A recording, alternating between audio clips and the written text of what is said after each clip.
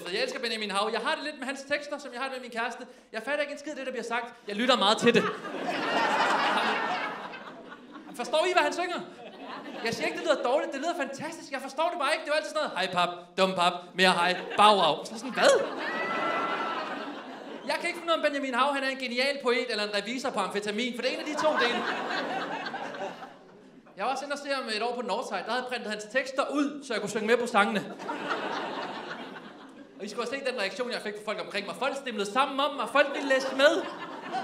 Jeg endte med at stå som sådan en højskole sangbogslærer og dele tekster ud til højre og venstre. Sådan, næste sang, 302, den dejligste boy, du får lidt eksemplar der, yes. Men det er bare fra toppen og ned. Altså, det var meget sjovt at sammenligne. Jeg havde gjort det hele samme til LOC's koncert. Der har jeg også printet hans tekster ud. Helt anden reaktion, jeg fik. Der kom en pige over og slog teksten ud af hånden på mig og var sådan, hvis du er fan, så kan du sange i hovedet. Og jeg stod sådan helt chokeret. Nå, undskyld. Så.